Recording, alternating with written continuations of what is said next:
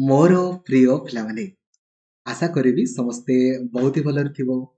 Finally आपणक पई देखंतु IGNOU BEd रो notification आपणकर पब्लिश हेई गला। यार ऑनलाइन अप्लाई आजि पाखरु आपणकर आरंभ होउची। लास्ट डेट आपणक पई 27 फेब्रुआरी आपणक रहिची। ठीक अछि एवं इग्नू बीएड रे आपण क्वालिफाई बहुत इजीली करि पारिबे।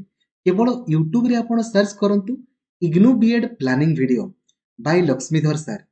खाली यही प्लानिंग वीडियो को आपण देखंतु जेमितिका वे रे मु आपनको कहिछि खाली सेमितिका वे रे पढंतु। डिस्क्वालिफाई रो प्रश्न ही नाही। सर्वमोट 1196 गोटी आपणकर पोस्ट रहिछि बा सीट आपणकर रहिछि। एबे तो रायरंगपुर मध्ये आपणकर इग्नू बीएड आसी गलानी। तो समस्तंकु लाइक और शेयर करके जणाई दियंतु जे इग्नू बीएड रो नोटिफिकेशन आपणको पई रिलीज करि दिया आइछि। एवं चैनल को नुआ अछंती देन एबे ही सब्सक्राइब करिकि ऑल नोटिफिकेशन को भी आपण ऑन करदेवे। डेडिकेटेडली पढ़िया पई चाहूचंती सबुदिन 7 रु 8 घंटा आपनको पई class Laxmidhar sir official application रे करा होउची। किंतु ता पूर्वरु आगो आपण प्लानिंग को देखिबा निहाती आपणकर जरूरी अटे। बंधुगण देखंतु यार ऑफिशियल वेबसाइट होउची ignubed.samarth.edu.in। यार एग्जाम डेट आपणकर एथिरे शो करोनी। तो आपण माने से एक्सपेक्ट करि पारंती मार्च एप्रिल आडको ही आपणकर परीक्षा होबो। ठीक अछि एप्लीकेशन फी आपणकर केते पडिबो 1000 टंका आपणकर एप्लीकेशन फीस आपणक पई पडिबो। ठीक अछि आपण जानिचंती एलिजिबिलिटी क्राइटेरिया कोन।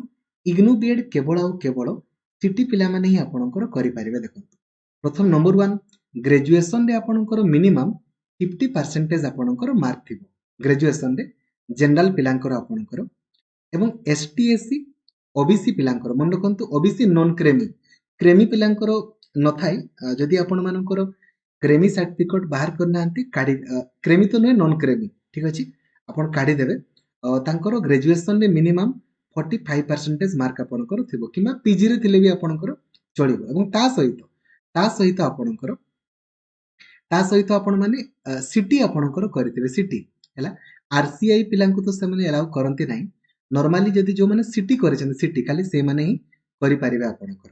एट देखंतु trend in service teachers in elementary education जो माने आपणकर इन सर्विस रे अछंती से माने भी आपणकर करि पारिबे। किंतु सिटी प्राय तो आपणकर डॉक्यूमेंट वेरिफिकेशन समय रे मागे आ अप्लाई कला समय रे आपणकर मागे। देन देखंतु आपणकर एथिरे कोनोसी भी एज लिमिट आपणकर नाही। कोनोसी भी एज लिमिट एथिरे आपणकर नाही। एप्लीकेशन फी आपणकर 1000 टंका पडिबो। किछि प्रॉब्लम हेले आपण ए नंबर रे कॉल करिवे। अच्छा नेक्स्ट आपण यदि कहिबेले मु आपणको पई यारो अप्लाई वीडियो मध्ये आपणको पई बनै देबी। कोर्स फी आपण जानिछंती कोर्स फी आपणकर 55000 टंका आपणकर पडे। वन टाइम एका संगे आपणको पई पेमेंट करिया पई आपणकर पडिते। वन टाइम एका संगे पेमेंट आपणकर करिवे। एवं एमिति गुटे परीक्षा हला जो परीक्षा रे कोन कहिले ने कोनोसी भी आपणकर नेगेटिव मार्किंग बोली आपणकर किछि नै। कोनोसी भी नेगेटिव मार्किंग नै। ठीक अछि माने आपण माने देखंतु लास्ट टाइम मध्ये मार्च रे आपणकर परीक्षा हेतले ए वर्ष भी से मार्च किबा एप्रिल मास रे आपणकर परीक्षा हो। ठीक अछि एथिरे सब गुडा देखंतु एई जो आपण देखुचंती एई जो आपणकर 80 मार्क एगुडा पूरा कंपलसरी समस्तंकर।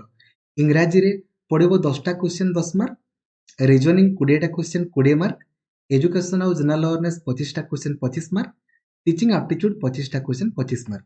आपण को सुनिश्चित क्वालिफाई करिवार अछि तो आपण माने एटा को एई वीडियो को देखि देबे। एबे नेक्स्ट सर हमरो सिटी रो सेकंड ईयर रिजल्ट पब्लिश हेनी आमे एलिजिबल की देखंतु लास्ट डेट सोधिया।